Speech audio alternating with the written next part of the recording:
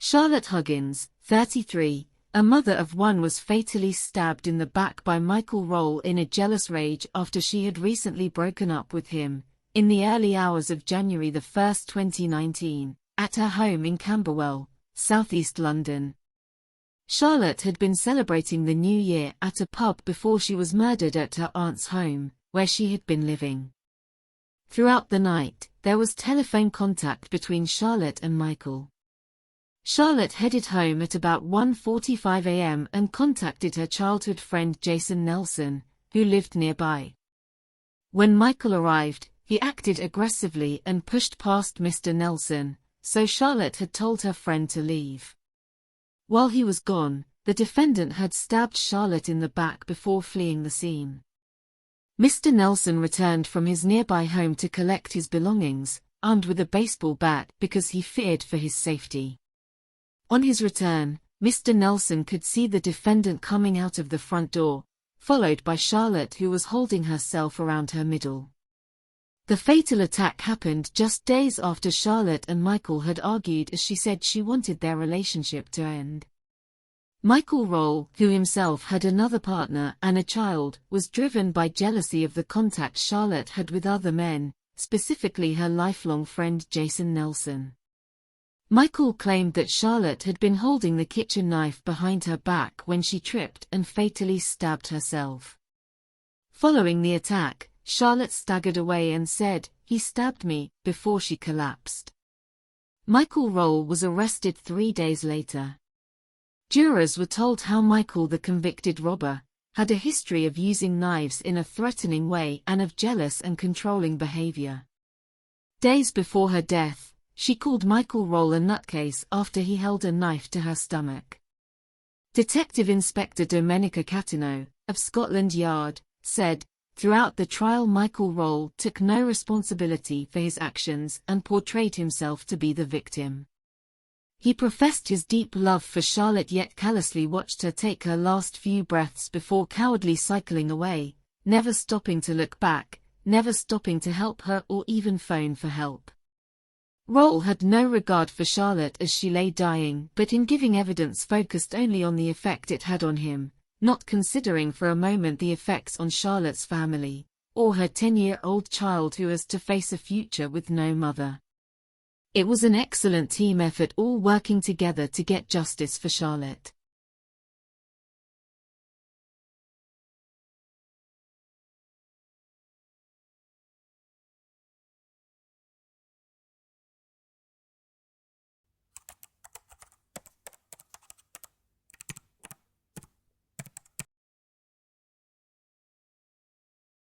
Kaylee Dunning, 32, was found dead at Mark Brandford's flat in Kingston Crescent, Portsmouth, on December 16, 2019. Mark, 49, unleashed a brutal and ferocious attack on Kaylee Dunning, crushing her skull and severing a major artery in her neck. He attacked her 30 times with a crowbar and stabbed her 9 times. Mark went to work the next morning and announced the couple had got engaged, before he returned home and made a sham 999 call to report finding his fiancée lying in bed with blood everywhere. Jurors heard he lashed out after discovering Kaylee had sent affectionate text messages to another man. Mark, a road sweeper, murdered his girlfriend in a jealous rage after she texted her other lover on the same night he proposed to her. Mark had denied murder but was convicted following a trial. Mark was also convicted of revenge porn for having previously set up a Facebook account in Kaylee's cleaning business name to send intimate pictures of her to her friends, family and colleagues. Judge Timothy Mouserley said the murder was premeditated and planned and told Mark, "You have shown no emotion, let alone any remorse." Sentencing Mark, Judge Mouserley said the defendant was a deceitful and manipulative man who sought to control others. "You wanted Kaylee as a possession," he added. Mark was also found guilty of previously disclosing private sexual images with intent to cause Kaylee distress. Judge Mouserley said Mark's malice towards Kaylee became obvious long before he killed her. The court was also told that Mark previously set up the fake Facebook account to control her.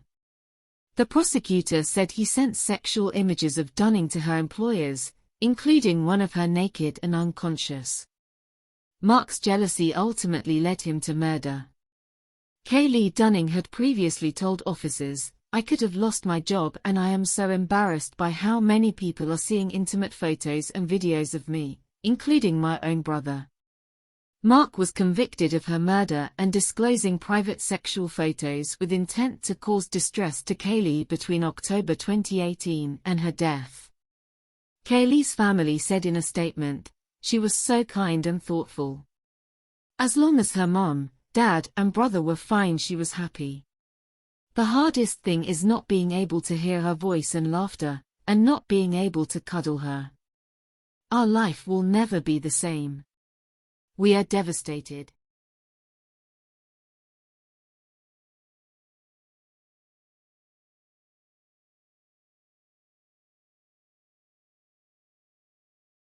Well, we loved her, faults and all. She was our daughter and our baby. She could help anybody out with anything, she would. And that was Sasha. The grief of a family whose teenage daughter was cruelly and brutally taken from them.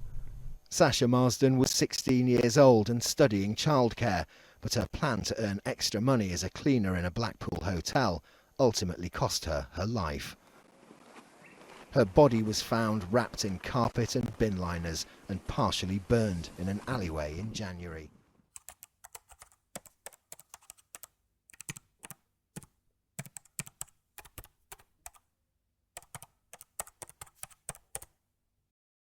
Sasha Marston was a 16-year-old student studying childcare from Blackpool, England, who was stabbed to death on the 31st of January 2013. Her body was then set on fire. Sasha had been lured to the Grafton House Hotel in Blackpool with the promise of a job. But when she arrived, Minto stabbed her more than 58 times, then he had raped her while she was dead or dying and dumped her body outside. Her body was found burned, wrapped in carpet underlay and bin liners, left in an alleyway. A post-mortem examination revealed Minto had set fire to her to try and hide his sexual offences. Sasha was studying childcare at a local college. She lived with her parents in Blackpool. On the day of her murder, Sasha had been dropped off at the Grafton House Hotel, believing she was there for a job interview. On the 3rd of February 2013, David Minto, the caretaker of a local hotel, was charged with Sasha's murder. Minto appeared in court the following day. He pleaded not guilty. On the 26th of July, Minto was found guilty of Sasha's murder and was sentenced to life imprisonment with a minimum time of 35 years to serve before being eligible for parole. Minto appealed against his sentence in February 2014, but it was upheld. Katie, Sasha's sister, paid tribute to her little sister. She said, "Sasha had a really traumatic life for somebody her age. She was dealt a very bad hand. Sasha was raped by an older man when she was just 14 years old and dealt with things most adults wouldn't have to deal with. But Sasha eventually was able to get her life back together and was enjoying studying childcare at college. She was the only person who really helped me with my epilepsy, and the day she died was the day I had my last seizure. I've not had one since. That's how caring she was. I believe she took the epilepsy away with her." Sasha's sister Gemma Atchison now campaigns to help sexual assault victims and to change community attitudes, especially amongst young people. Sasha's family, including her sisters, are campaigning for Minto to be behind bars for the rest of his life. Katie, alongside Sasha's parents, had said that although Minto was sentenced to life with a minimum of 35 years, they believed he should have instead been sentenced for a whole life tariff for his offences. Minto appealed the sentence in 2014 as he said it wasn't premeditated murder and that he only planned to rape Sasha. But the Court of Appeal rejected his argument and upheld the original sentence of a minimum of 35 years. But it's not just Sasha that I'm campaigning for. I'm doing it for all these victims who are children who have lost their lives because of sexual deviance. Katie Brett said the family were campaigning for all victims of assaults who have lost their lives due to sexual deviance.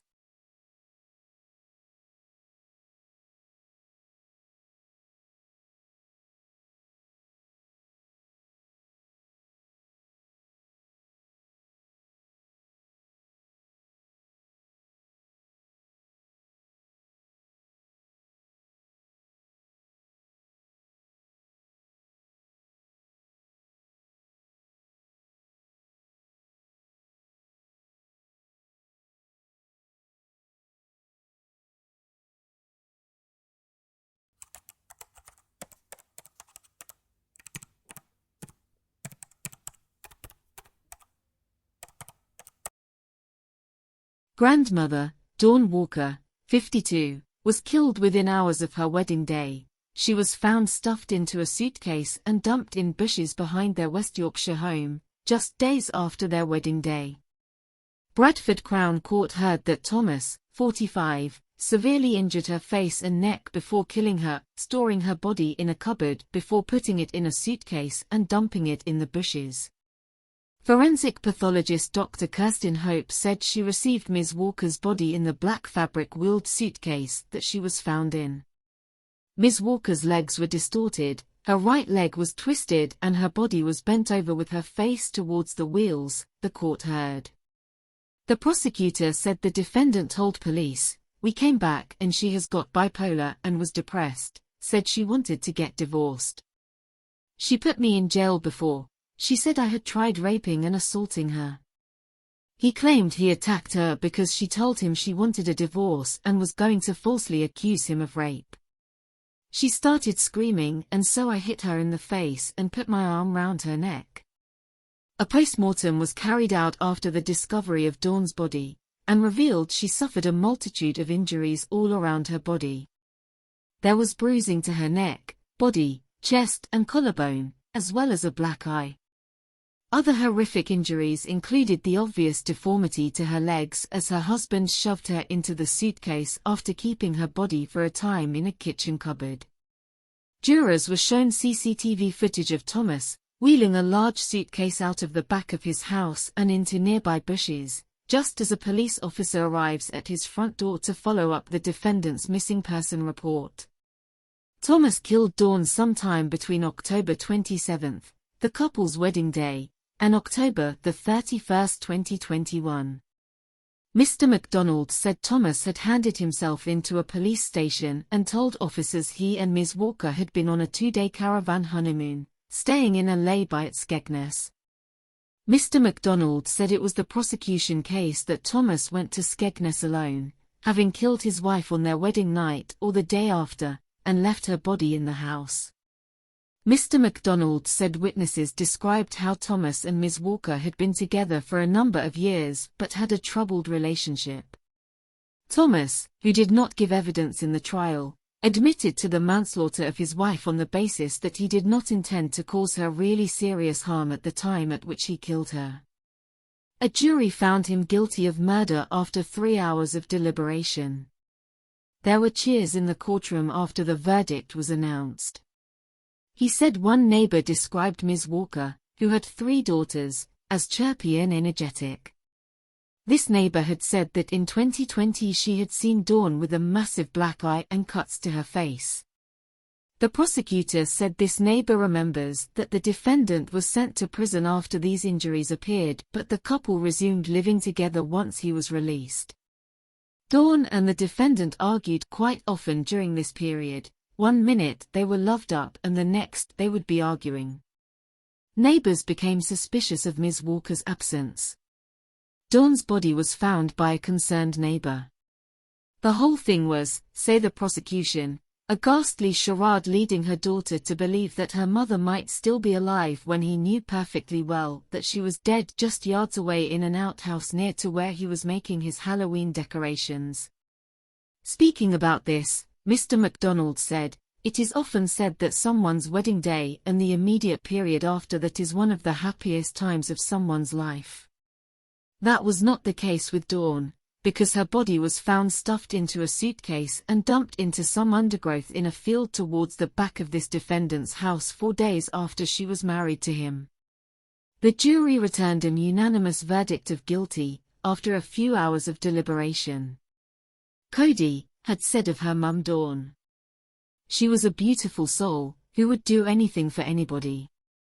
She would give you her last bit of money even if she was struggling herself. She was selfless, she was funny and she was kind. Dawn was a mother, daughter, nana, sister, auntie and friend." She goes on to describe Thomas as a monster who subjected her to years of abuse, both physically and mentally. She was controlled, she was hurt, she was made to believe that the only person she needed was him. They lost Dawn in such tragic circumstances shortly after her wedding, and the whole family miss her dearly. They have had to deal with the cruel and callous manner in which Thomas Nutt disposed of her body, which is something that will always be with them.